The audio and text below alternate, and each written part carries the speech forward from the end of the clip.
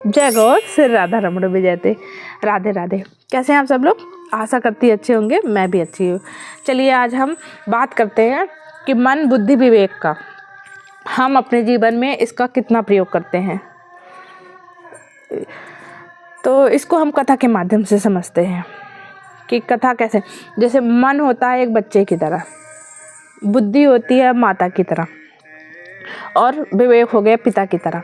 जैसे बच्चे को मन है, बच्चा अब उसको कुछ भी चाहिए, अब वो नहीं देखता है कि वो चीज़ मेरे लिए अच्छी है कि नहीं है, उसको सिर्फ वो चीज़ चाहिए, कितनी उसके लिए नुकसानदायक हो। और बुद्धि होती है कि हाँ 2-3 बार सोचती है कि नहीं यार ये नहीं करें।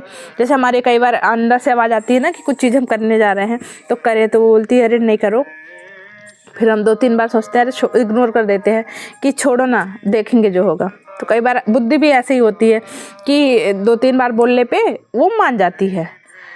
पर विवेक जो होता है वो बहुत हाँ चीज़ें बताता है, वो तर्क वितर्क दोनों देता है आपको।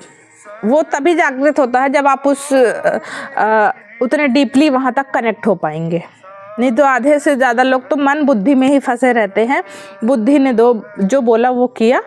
तो विवेक बहुत ज़रूरी रहता है। विवेक है पिता की तरह, वो दो अंदर बाहर की चीज़ें वो दोनों जानता है कि बच्चे के लिए कितनी हार्मफुल चीज़ें हैं। अगर वो थोड़ी देर रो भी रहा है और उसको अगर नहीं मिली तो कोई बात नहीं, आगे चल के उसके लिए नुकसानदायक ही है ना, तो वो उतना नहीं उस पर करता है। तो इसी को हम और कथा के माध्यम से समझते हैं। जैसे मन हो गया ब्रह्मा जी। अब ब्रह्मा जी भी कई बार ऐसा हो जाता है कि भक्त को कुछ भी दे देते हैं, ये देखे बिना कि हाँ कितने चंचल है, कि उनको क्या उस समय वो चीज़ की ज़रूरत है भी कि नहीं है। वो उसको कई बार असुर लोग कितनी उनकी तपस्या करते हैं, उनको पता है, पर उनका काम है कि हाँ दे देना भाई। तो ऐसे ही मन होता है। सबसे ज़्यादा नियंत्रण हमारा मन का होता है। अगर मन ही हमारे काबू में नहीं रहा तो सारी चीज़ें अनबैलेंस हो जाती है। अब एक दिन क्या होता है, नारद जी का धरती पे भ्रमण होता है।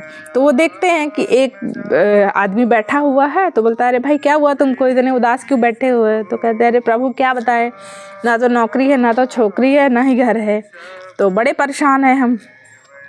तो बोले कुछ तपस्या करो कि भाई जिससे सब चीज़ें मिले तुमको। तो बोले हम तपस्या किसकी करें? तो बोलते हैं अरे करो विष्णु जी की करो, शंकर जी की करो, या ब्रह्मा जी की करो। तो कहते हैं हाँ ये भी है कि दोनों जगह पे बहुत ज़्यादा भीड़ रहती है, बहुत लंबी लिस्ट रहेगी, आपको काफ़ी टाइम लगेगा उनको सुनने में, और थोड़ा सा फास्ट हो जाएगा ब्रह्मा जी में, क्या पता वो सुन ले जल्दी तुम्हारी। तो वो बोला कि अच्छा ऐसा है। तो वो अपनी मारा झोली लिए और ब्रह्मा जी का लगे नाम जाप करने। अब क्या हो जाए, कलियुगी भक्त उनको तो बस सब कुछ इंस्टा चाहिए, हर चीज़ उनमें सब्र पेशेंस होता ही नहीं है। तो वो जैसे रील अपन देखते हैं ना कि 1 मिनट में सब चाहिए, कि देखते हैं अपने में इमोशन चेंज होते हैं।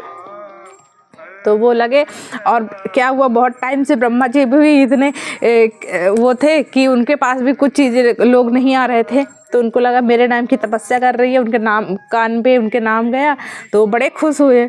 उनसे भी रुका नहीं जा रहा था, पर कुछ दिन थोड़ा सा रुका, फिर गए। तो वो भी भक्त भी खुश हो गया कि प्रभु आप इतनी जल्दी आ गए। तो वो बोले हाँ मैं बड़ा खुश हूँ तुमसे, तुम मेरे से 2 बार मांगो। तो बोलता मैं तो 1 ही मांगने वाला था, आप चलो 2 दे रहे हो तो ठीक है मैं मांगता हूँ। तो पहला बार मांगते हैं कि मेरे पास धन वैभव सब कुछ आ जाए, और दूसरी मेरी बढ़िया सी ब्याह हो जाए। और बोलते हैं तीसरा कि मैं जब जब आपको बुलाऊं तब तक आप आए। तो बोले ठीक है। तो उन्होंने एक शंख दे दिया, कहा जब जब लगे मुझे तो तुम इस शंख को बजाना, मैं हाजिर हो जाऊंगा। अब क्या हुआ, उनका घर बढ़िया बन गया, सब कुछ मस्त। अब बारिश आई। अब वो घर तो घर ही है, कितना भी आप उसको एंट पेंट करवा ले, बारिश उसको सब बहा के ही ले जाती है। तो उनके घर में भी कुछ ऐसा हुआ, जैसे ही बारिश हुई वो सब चीज़ें उनके कलर वलर सब छूट गए, बाहर का कचरा अंदर, अंदर के सारे सामान बाहर। अब वो लगे ब्रह्मा जी को शंख बजाने चिल्लाए। तो फिर आए ब्रह्मा जी ने, उन्होंने कहे आप ही साफ करेंगे सब कुछ। तो उनसे सब कुछ साफ करवाया। अब वो हर छोटी चीज़ में वो शंख बजाने लगते, उठे तो ब्रह्मा, सोए तो ब्रह्मा।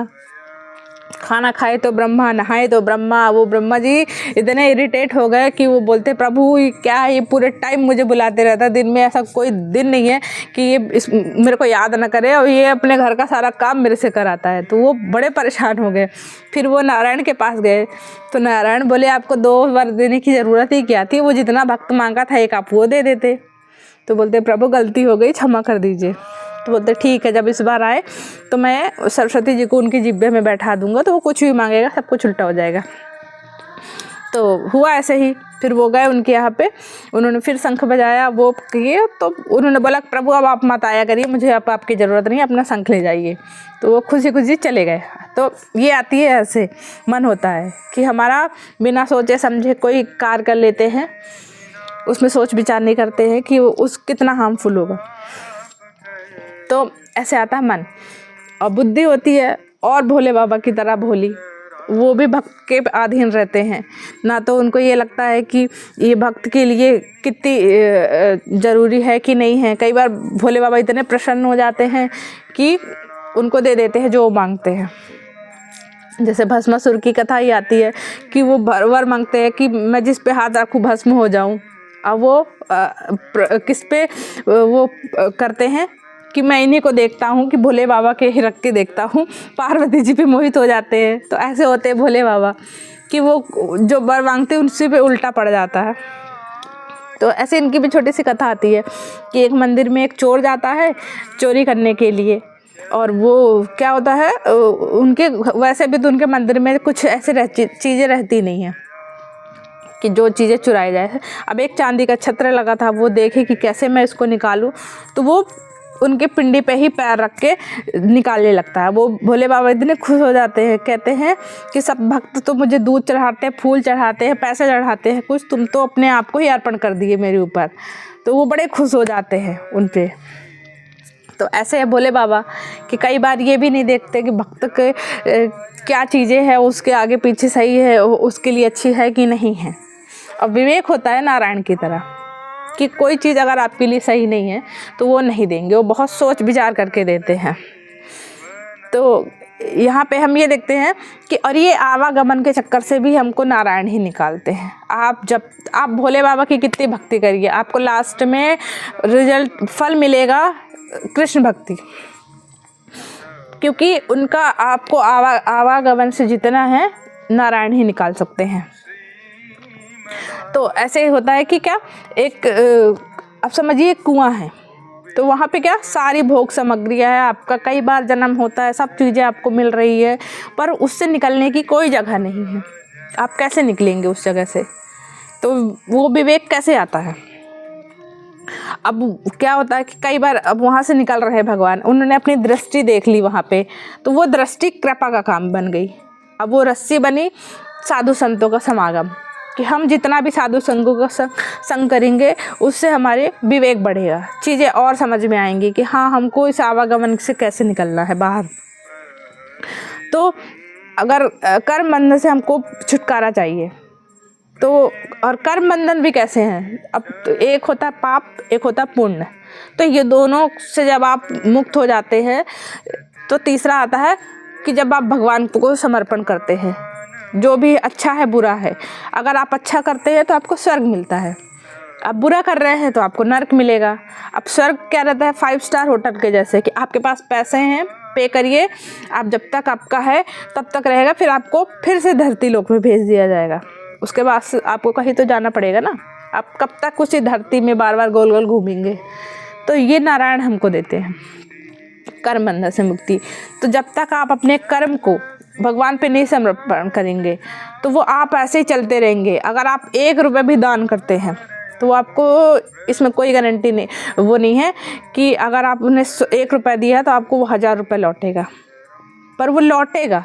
अब उस लौटने को स्टॉप कैसे करना है कि जब आप कुछ भी देते हैं तो ये समझिए कि हम भगवान पे अर्पण कर रहे हैं, कि हमारा कुछ नहीं है। तो ना वो फिर आपके अच्छे कर्म बनते ना बुरे कर्म बनते हैं, तब आप इस आवागमन से निकल पाते हैं। तो ऐसे होती है मन बुद्धि विवेक। तो विवेक जब आपको तभी प्राप्त होता है जब आप साधु संग लोगों का संग करते हैं, अन्यथा उसके पहले तो नहीं आता है। जैसे जैसे आप करेंगे आगे आगे चल के आपको ये समझ में आएगा कि एक ये दुनिया एकदम माया जाल की तरह है, सब कुछ झूठा है। जितने भी आपके रिश्ते हैं सब आपको एक कैरेक्टर दिया गया है। जैसे होता है ना कि फिल्म में सबको एक एक रोल दिया जाता है कि आपके अब आपका क्या है कि आप बेस्ट रोल, आपको क्या दिया गया है उस टाइम के, आपका कर्म क्या है, आपका कर्तव्य क्या है, तो आपको उस बेस पे करना है। आपके भाई बहन भी है, माता पिता भी है, आप किसी पति पत्नी भी है, पर आपको एक सीमित समय है, वो समय में आपको अपना बेस्ट देना है और इस आवागमन के चक्कर से निकलना है। और अगर आपको नहीं आता है, 2 स्त्रियां हैं, सोचिए वो खाना बना रही हैं, अब एक बनाती है अपने पति के लिए कि हाँ मैं, मेरा पति खुश होगा, मुझे साड़ी दिलाएगा, मुझे यहाँ घुमाने ले जाएगा। एक स्त्री है वो भगवान का नाम लेते लेते बना रही है, तो एंड उसको तो जो पहली बना रही है उसको वो पति के रूप में वो मिलेगा, उसको पति ही कर्म के अनुसार, और फल के रूप में उसको वो, और यहाँ पे वो भगवान प्राप्ति कर जाएगी।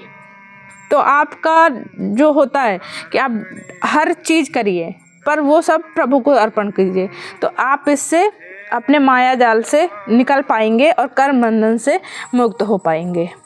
तो ये ऐसे आती है मन बुद्धि विवेक की, तो आप भी अपने जीवन में करिए, सब विवेक आएगा, पर आप जितना ही आप संत साधु लोगों का संग करेंगे। तो चलिए आगे फिर मिलते हैं। राधे राधे।